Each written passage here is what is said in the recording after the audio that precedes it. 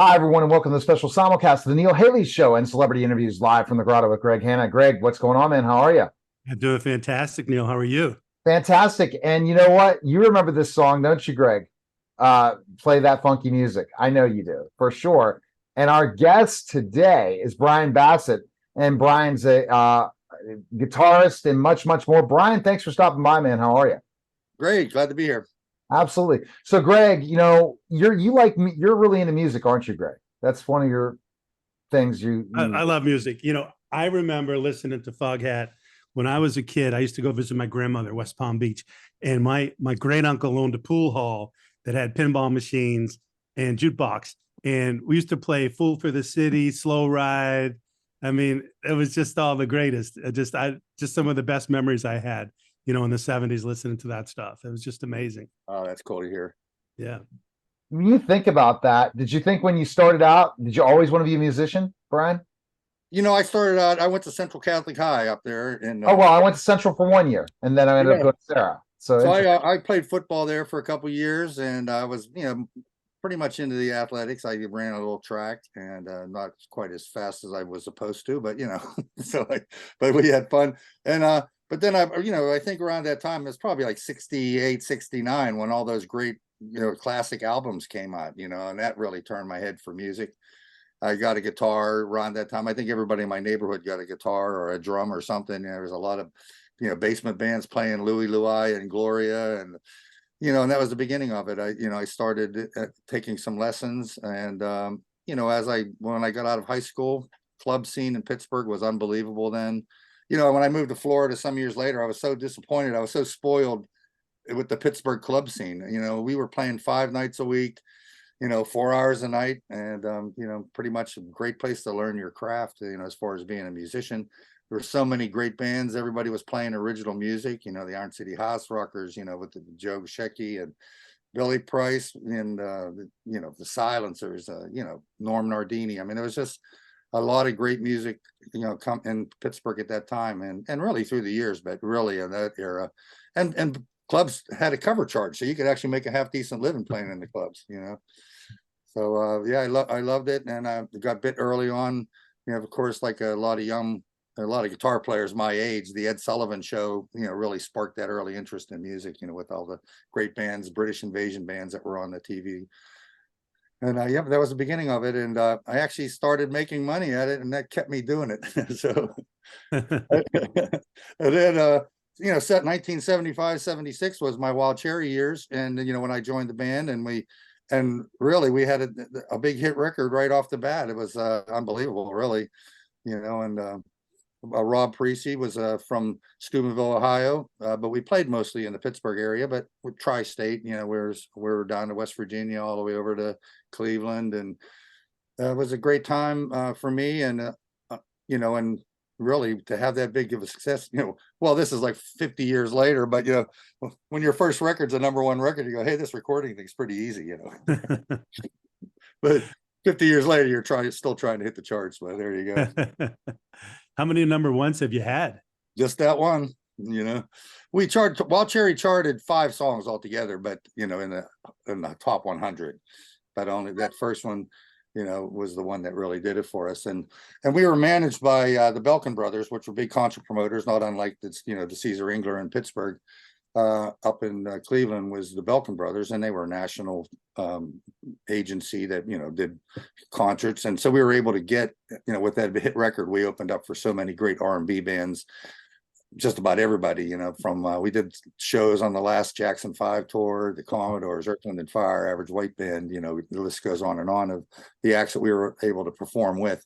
So that was, for a young musician, it was a really great time for me. Wow. And so you think about the people you met, I guess, from that first hit that kind of put you on the map, the band. Did you guys expect that to happen? Was that like just such a surprise when you thought? It was a pretty big surprise, I got to say. We were playing the clubs. Of course, this is vinyl era still. I think cassettes were still a new thing then. But we wanted to get a 45 into the local jukeboxes to jack up our price a couple $100, and we went up to Cleveland recording, and that's where we cut it on our own dime. We paid for the session ourselves. And just in the hopes of getting a record deal. We didn't have a company at that point, and to get a single press so we could get something in the local jukeboxes. And but Carl Midori was a guy that worked for Sweet City Records based out of Cleveland. They were looking for funk acts, and we fit the bill. They happened to come into the studio and heard the song, and before you know it, we were on Epic Records, which was Sweet City was a subsidiary of Epic Records.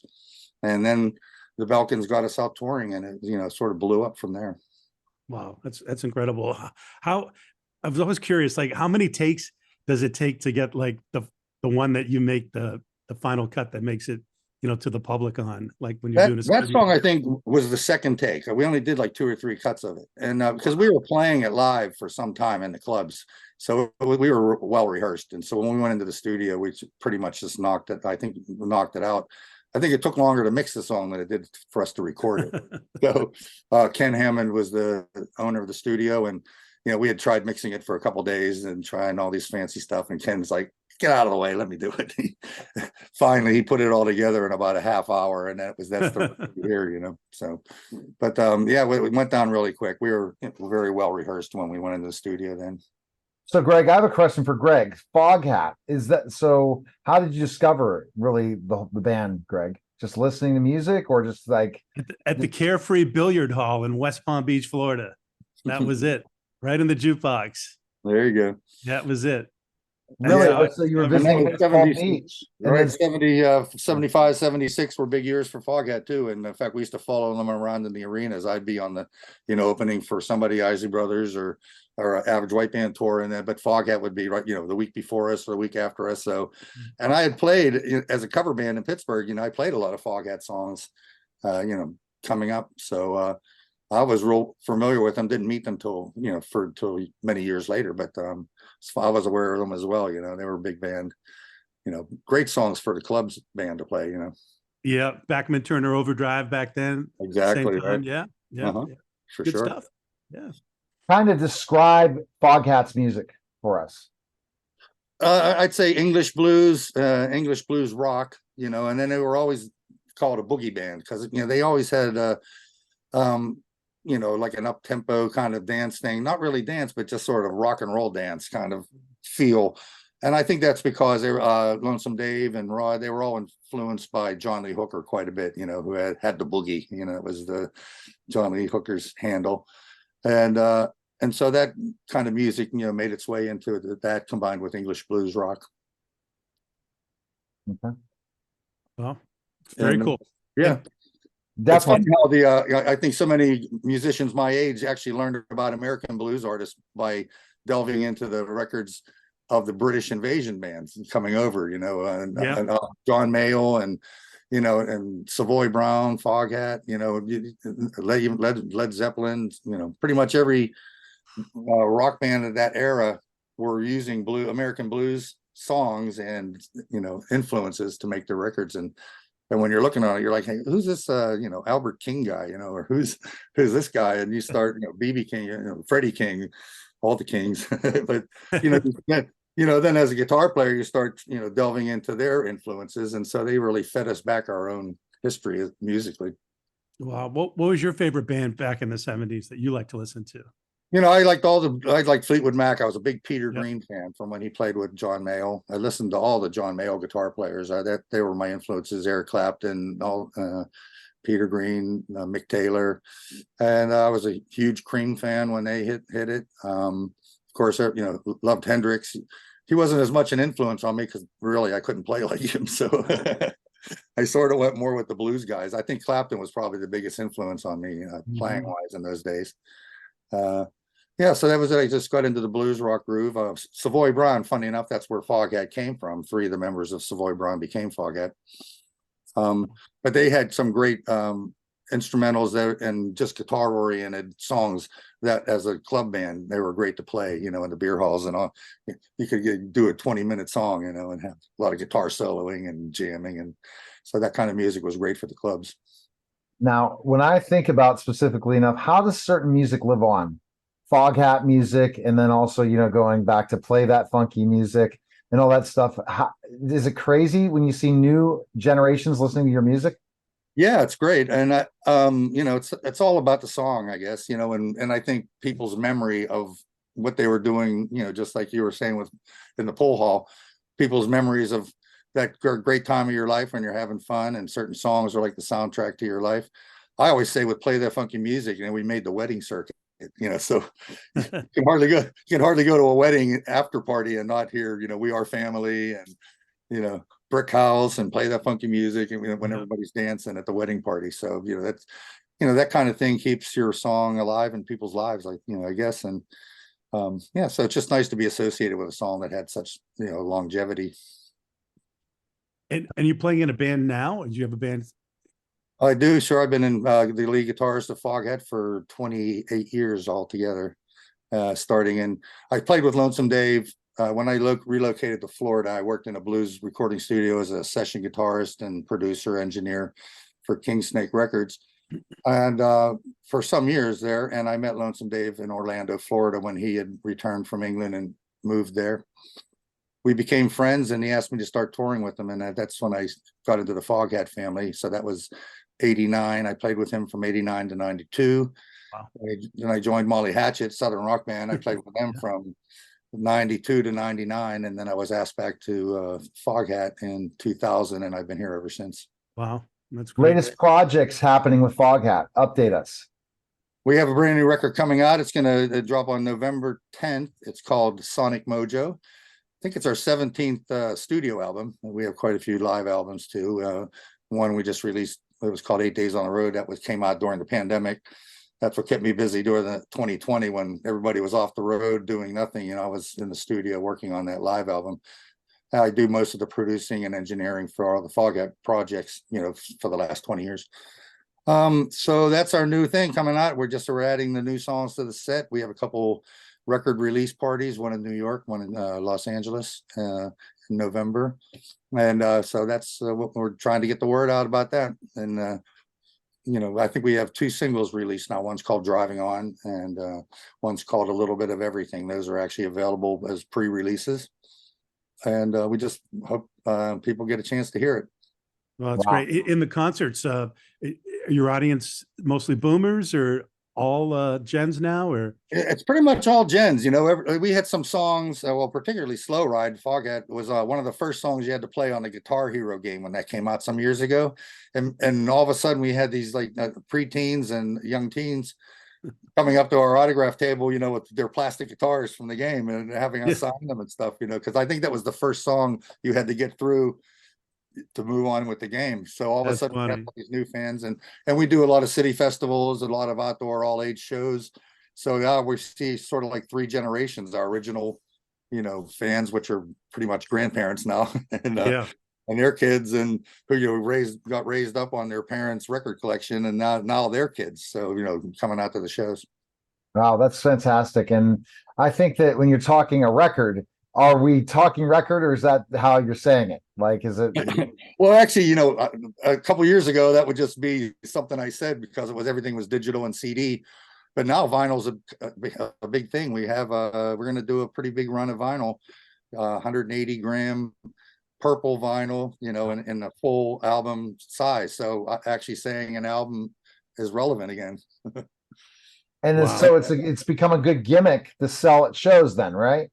Yeah, absolutely. And people were back collecting.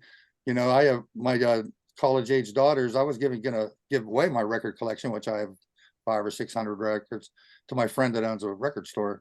My daughter's like, no, we want them.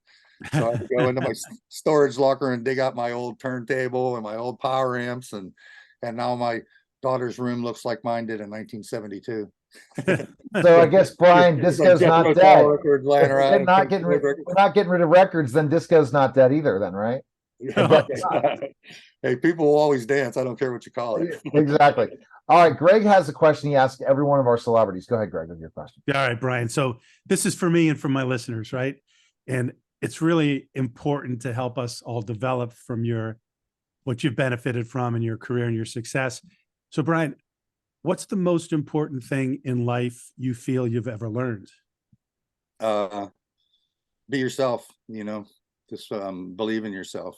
I think I taught at college for some time, and that's the thing I tried to convey to my students the most, is that success is not as far away as you might think. I'm taught at Daytona State College, a small town, and you don't have to go. You can go to Nashville, you can go to New York, you can go to LA to chase your dreams, if particularly in the music industry.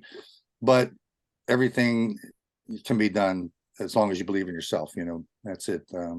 Find your passion, follow it, get some good instruction in the music business, get some good legal advice.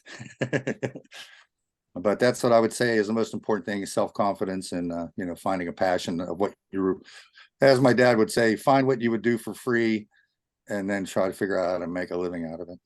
And that's a great point that a lot of people are unhappy about. They're not doing something they love. That's a great, great. When you get to my age, I'm going to be 70 next year, so I've been able to play my guitar my whole life. And there's been obviously ups and downs, and in your financial world, but when you do something you love, and like you said, and you would do it for free. I mean, my wife, and my friends say, "Are you ever going to retire?" And I go, "Well, what would I do? I get together with my friends and play music." That's sort of what I do every day. So yeah, doing your passion.